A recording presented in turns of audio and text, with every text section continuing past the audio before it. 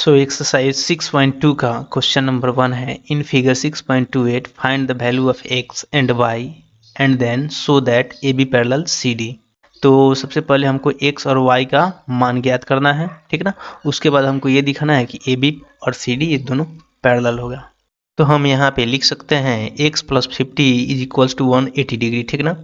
यानी कि x plus 50 degree is equals to 180 degree. वो क्यों? क्योंकि ये सेम लाइन पर दो एंगल्स बन रहा है, ठीक है ना। यहाँ से हमको x का मान निकलेगा 180 degree minus 50 degree is equals to ये हो जाएगा 130 डिग्री। ना देखिए यहाँ पे y जो होगा वह 130 माने 130 डिग्री के इक्वल होगा। और वो क्यों? क्योंकि ये वर्टिकली अपोजिट एंगल है, ठीक है ना। तो शीर्ष अभिमुख कोण से। अब देखिए यहाँ पर x और y जो है अल्टरनेट इंटीरियर अर्थात एकांतर अंतः कोण है, ठीक है ना। पिछले वीडियो में हमने देखा था जो कि थ्योरम 6.3 कहता है कि जब भी कोई तिर्यक रेखा दो रेखाओं को इस प्रकार से काटे कि एकांतर अंतः कोणों का एक युग्म समान हो तो वे दोनों रेखाएं समानांतर होती है, ठीक है ना।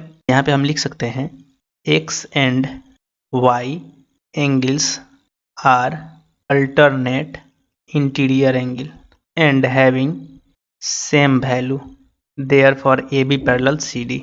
मतलब x और y एकांतर अंतः कोण है और इन दोनों का मान समान है, ठीक ना। इन दोनों का मान समान है तो ए बी और सी डी जो है ना वो क्या हो जाएगी? पैरेलल हो जाएगी।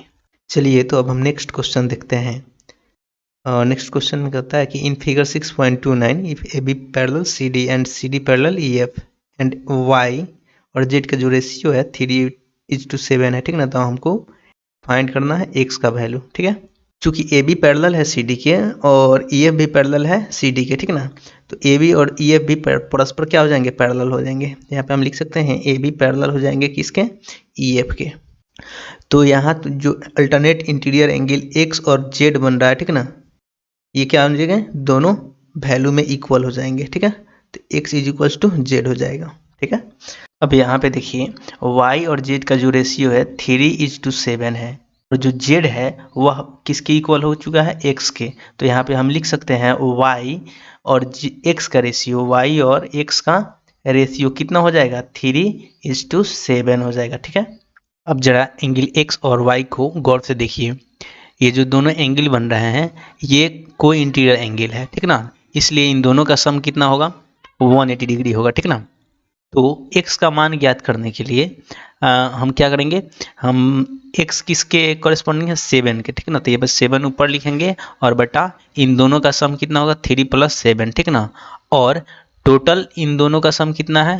Actual 180 degree. तो यहाँ पे लिख देंगे 180 डिग्री, ठीक है ना। तो x इज इक्वल्स टू आपका 7/10 × 180, ठीक है ना। तो ये 18 टाइम्स कटेगा, ये हो जाएगा 18 × 7, 18 × 7 ये हो जाएगा 126 डिग्री। अतः x का मान कितना लिखा? 126 डिग्री, ठीक है। यही हमको ज्ञात करना था। चलिए हम थर्ड क्वेश्चन देखते हैं। थर्ड क्वेश्चन में कहता है in figure 6.30 if A B parallel C D and E F perpendicular C D angle G E D is equal to 126 degree find angle A G E angle G E F angle F G E, ठीक है ना। मतलब तस्वीर में A B और C D क्या है? Parallel है, ठीक ना, एक दूसरे के। ई एफ जो है परपेंडिकुलर है सी डी पर, ठीक है। और एंगल जी ई डी मतलब ये पूरा 126 डिग्री के इक्वल है, मतलब 126 डिग्री के इक्वल है।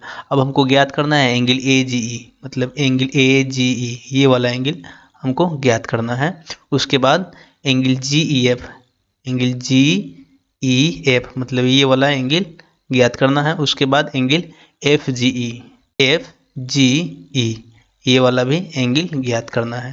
तो जैसा कि प्रश्न में बताया गया है कि ए बी पैरेलल है सी डी के और जी ट्रांसवर्सल लाइन है, ठीक ना। तो यहाँ जो अल्टरनेट इंटीरियर एंगल जो बन रहा है एंगल ए जी ई, ठीक ना, वो एंगल जी ई डी के इक्वल होगा। मतलब ये वाला एंगल इस पूरे एंगल के इक्वल होगा। तो यहाँ पे हम लिख सकते हैं angle A G E is equals to angle G E D, ठीक ना। तो angle A G E is equals to angle G E D कितना दिया हुआ? 126 डिग्री। तो यहाँ पे एक एंगल तो निकल गया, एंगल ए जी ई कितना हो गया? 126 डिग्री के। दूसरा एंगल है एंगल जी ई एफ, मतलब ये वाला, ठीक है ना। Angle G E F plus angle F E D is equals to, इन दोनों का सम कितना है, ये है टोटल 126 डिग्री, ठीक है ना। और angle G E F plus F E D कितना है, 90 डिग्री है, क्योंकि यहाँ पे ई एफ परपेंडिकुलर है सी डी पर, ठीक है ना। तो यहाँ पे 90 डिग्री का एंगल बनेगा, तो ये 90 degree is equals to 126 degree लिख सकते हैं, ठीक है ना। तो angle G E F is equals to कितना हो जाएगा, 126 डिग्री माइनस 90 डिग्री, ये कुल मिला के आएगा 36 डिग्री, ठीक है ना। तो जी ई एफ कितना हो गया, जी ई एफ ये हो गया 36 डिग्री, ठीक है ना। अब हमको ज्ञात करना है एंगल एफ जी। तो देखिए यहाँ पर हम लिख सकते हैं angle A G E plus angle F G E is equals to 180 degree, ठीक है ना। तो एंगल ए जी ई के लिए हम लिख सकते हैं 126 डिग्री, ठीक है ना, plus angle F G E is equals to 180 degree, ठीक ना। अब angle F G E is equals to हम लिख सकते हैं 180 डिग्री माइनस 126 डिग्री, ठीक ना। तो 180 से 126 को सब्सट्रैक्ट करेंगे तो कितना बचेगा, 54 डिग्री, ठीक ना। यही आंसर होगा। तो हमारा एंगल ए जी ई निकला 126 और एंगल जी ई एफ निकला 36 डिग्री और एंगल एफ जी ई कितना निकला, 54 डिग्री। क्वेश्चन नंबर है 4 और इस क्वेश्चन में कहा जा रहा है कि in figure 6.31 if P Q parallel S T, P Q है मतलब पी क्यू एस टी के पैरेलल में, ये दोनों एक दूसरे के समानांतर है। Angle P Q are 110 degree है, मतलब यहाँ पे जो एंगल पी क्यू आर ये जो है ना ये 110 डिग्री के इक्वल है। And angle R S T, angle R S T यहाँ पे देखिए आर एस टी ये कितना है 130, तो 130 डिग्री के। अब हमको निकालना है एंगल क्यू आर एस, ठीक ना, ये एंगल हमको ज्ञात करना है, ये वाला एंगल, ठीक है। तो इसके लिए हम एस टी के पैरेलल एक आर एल लाइन कंस्ट्रक्ट करेंगे, ये आर एल लाइन कंस्ट्रक्ट करेंगे, ठीक है। ये जो आर एल है वो पैरेलल है किसके, एस टी के, और एस आर ट्रांसवर्सल लाइन है। तो ट्रांसवर्सल लाइन के सेम साइड ये जो एंगल टी एस आर और एंगल एस आर एल जो होगा उन दोनों का सम कितना होगा 180 डिग्री। तो ये 130 है तो ये कितना हो जाएगा 50 डिग्री, ठीक है ना, ये 50 डिग्री हो जाएगा, ठीक है। अब देखिए पी क्यू पैरेलल है आर एल के और क्यू आर ट्रांसवर्सल लाइन है, ठीक ना। तो यहाँ पर angle P Q R is equals to होगा एंगल क्यू आर एल, ये सब मिलके क्यू आर एल जो कि 110 डिग्री का होगा। वो क्यों, क्योंकि अल्टरनेट इंटीरियर एंगल बन रहा है, ठीक है ना। तो एंगल पी क्यू आर ये इक्वल होगा एंगल क्यू आर एल के, ठीक है ना। और angle P Q R is equals to हम लिख सकते हैं एंगल क्यू आर के लिए क्या लिख सकते हैं, क्यू आर एल के लिए हम लिख सकते हैं angle Q R S plus angle S R L, ठीक है ना। तो एंगल पी क्यू आर ये कितना है 110 डिग्री है, is equals to angle Q R S कितना है ये हमको नहीं पता है, यही हमको ज्ञात करना angle Q R S plus S R L, ठीक है ना। एस आर एल ये कितना है 50 डिग्री है। तो एंगल क्यू आर एस ये कितना हो जाएगा 110 डिग्री माइनस 50 डिग्री, तो ये कितना होगा 60।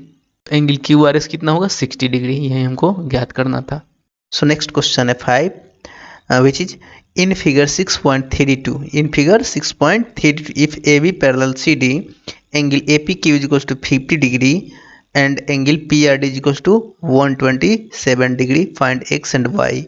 मतलब ए बी पैरेलल है सी डी के, ए बी पैरेलल है सी डी के, एंगल ए पी की मतलब ये वाला एंगल ए पी क्यू ये 50 डिग्री के इक्वल है, and angle P R D ये इक्वल टू कितना है, ये है 127 डिग्री के, ठीक है ना। तो हमको एक्स और वाई का वैल्यू फाइंड करना है। तो देखिए यहाँ पे ए बी पैरेलल है सी डी के और पी क्यू ट्रांसवर्सल लाइन है, ठीक है ना। तो यहाँ पे angle P Q R angle P Q R ये जो होगा ना ये इक्वल होगा किसके, एंगल ए पी क्यू के, एंगल ए पी क्यू के, क्योंकि ये अल्टरनेट इंटीरियर एंगल है। तो एंगल पी क्यू आर ये एक्स है, इज इक्वल्स टू कितना हो जाएगा, एंगल ए पी क्यू का मान कितना दिया है 50 डिग्री, तो एक्स इज इक्वल्स टू कितना हो जाएगा 50 डिग्री, ठीक है ना। अब देखिए ए बी पैरेलल है सी डी के, ए आर एक ट्रांसवर्सल लाइन है, ठीक है। तो angle A P R, angle A P R ये इक्वल होगा एंगल पी आर डी के, एंगल पी आर डी के, ठीक है। और एंगल ए पी आर किन किन एंगल्स का सम है, angle A P Q plus angle Q P R के, एंगल क्यू पी आर के, और ये इक्वल होगा angle P R D. P R D कितना है 127 डिग्री है, ठीक है ना। तो एंगल ए पी क्यू कितना दिया हुआ है 50 डिग्री दिया हुआ है, प्लस क्यू पी आर कितना है y degree is equals to 127 degree. तो y इज इक्वल्स टू कितना होगा 127 degree minus 50 degree is equals to ये कितना हो जाएगा 77 डिग्री। क्वेश्चन नंबर 6 में कहा जा रहा है कि इन फिगर 6.33 मतलब तस्वीर 6.33 में PQ and RS are two mirrors placed parallel to each other. PQ और RS दो मिरर है जो कि एक दूसरे के समानांतर रखा गया है, ठीक है ना। An incident ray A B strike the mirror PQ at B, एक incident ray A B mirror PQ के B पॉइंट पर स्ट्राइक कर रहा है, ठीक है ना। The reflected ray moves along the path BC, और यहाँ से BC के पाथ पर रिफ्लेक्ट हो रहा है, ठीक है। And strike the mirror RS at C, और RS के बिंदु C पर स्ट्राइक कर रहा है। And again reflect back along CD, और वहाँ से पुनः रिफ्लेक्ट कर जा रहा है CD के रास्ते पर, ठीक ना। तो prove that AB parallel CD। अब हमको ये साबित करना है कि AB और CD ये दोनों पैरेलल होगा, ठीक है ना। तो इसको साबित करने के लिए हम मिरर PQ के पॉइंट B और मिरर RS के पॉइंट C से नॉर्मल ड्रॉ करेंगे, जो कि क्रमशः BM और CN होगा, ठीक है। अब यहाँ पे बने एंगल्स का नामकरण कर लेते हैं। ये मान लेते हैं ये एंगल 1 होगा, ये एंगल 2, यहाँ पे एंगल 3 बनेगा और यहाँ पे एंगल 4, ठीक है। अब देखिए यहाँ पे BM और CN एक दूसरे के पैरेलल हो जाएंगे, क्योंकि BM पैरेलल CN, मतलब पैरेलल लाइन पर जो नॉर्मल ड्रॉ किया जाता है वो परस्पर क्या होते हैं, पैरेलल होते हैं, ठीक है। अब चूंकि BM और CN ये दोनों पैरेलल हो गए और BC एक ट्रांसवर्सल लाइन है जो कि BM और CN को ट्रांसवर्स कर रही है, तो यहाँ पर जो एंगल 2 और एंगल 3 जो बन रहा है ना ये एक दूसरे के इक्वल होंगे, ठीक है ना, क्योंकि ये अल्टरनेट इंटीरियर एंगल है। तो हम लोगों ने क्लास 8 में प्रकाश के परावर्तन के नियम के बारे में पढ़ा था कि आपतन कोण परावर्तन कोण के बराबर होता है, ठीक है ना। तो यहाँ पर एंगल 1 एंगल 2 ये दोनों आपस में बराबर होगा, और एंगल 3 एंगल 4 ये दोनों आपस में बराबर होगा। और हम लोगों ने यहाँ पे सिद्ध किया है एंगल 2 एंगल 3 के इक्वल होगा।